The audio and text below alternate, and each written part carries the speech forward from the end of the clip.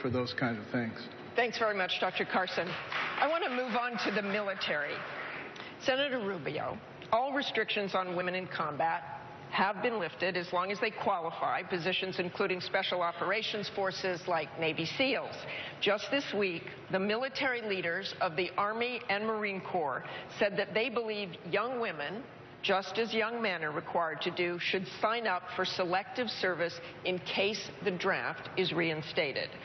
Many of you have young daughters. Senator Rubio, should young women be required to sign up for selective service in case of a national emergency? Well, first let me say there are already women today serving in roles that are like combat, that in fact whose lives are in very serious danger, and so I have no problem whatsoever with people of either gender serving in combat, so long as the minimum requirements necessary to do the job are not compromised. But I support that. And obviously, if now that is the case, I do believe that selective service should be opened up for both men and women in case a draft is ever instituted. I think the more fundamental challenge we're now facing is what's happening to the U.S. military. I've said this many times already, and I think it's important to start paying attention to this. Our Air Force is about to be the smallest it's been in 100 years. In our history. Our Army is set to be smaller than it's been since the Second World War, and our Navy is about to be the smallest than it's been in 100 years. I think we need to begin to refocus on rebuilding our military, because every time we have cut our military in the history of this country, back later and rebuild it, and it costs more, and it's a lot more chaotic and dangerous. When I'm president, we are rebuilding the U.S. military. Thank you, Senator Rubio. Governor Bush, do you believe that young women... Say it again.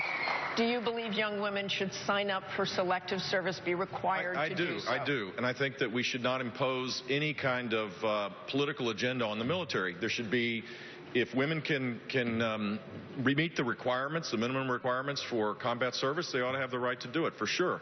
It ought to be focused on the morale as well. We ought to make sure that we have readiness much higher than we do today. We need to eliminate the sequester, which is devastating our military. We can't be focusing on the political side of this. We need to realize that our military force is how we project our word in the world. When we are weak militarily, it doesn't matter what we say. We can talk about red lines and ISIS being the JV team and reset buttons and all this. If we don't have a strong military, then no one fears us, and they take actions that are against our national interests. Tell me what you'd say to American people out there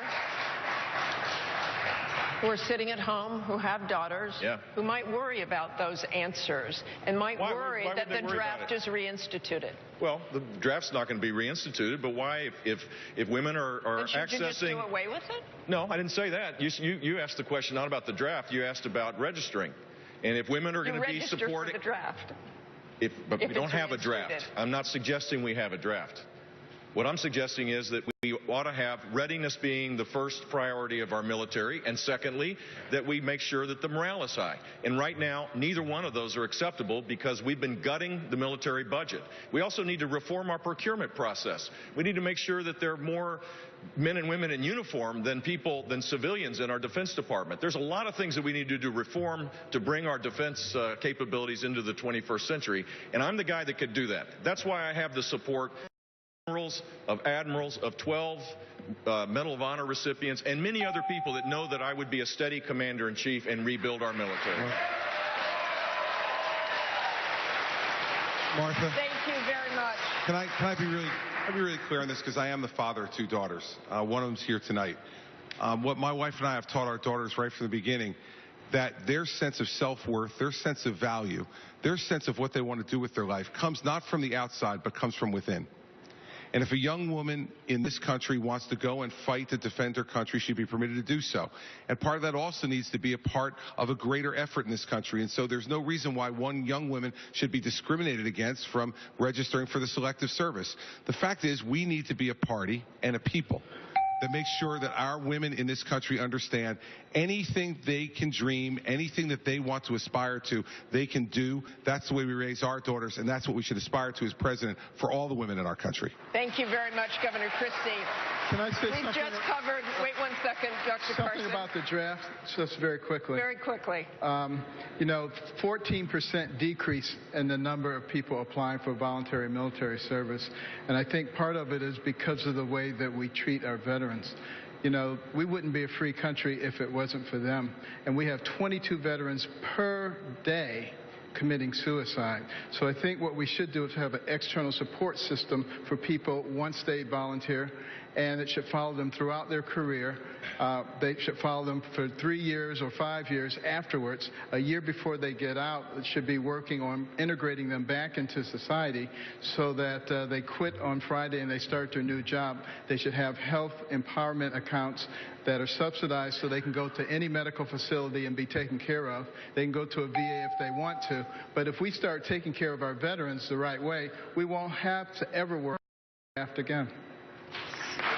Thank you very much for bringing up that subject, Dr. Carson, of our veterans. And for another question about our veterans, we go back to Josh McKelvin from WMUR. Josh? Thank you, Martha. None of you on stage tonight have ever worn a uniform as a member of the armed service. That's the reality of it. But as a commander-in-chief, you'll also be charged with the care of 23 million active duty service members and veterans in this country.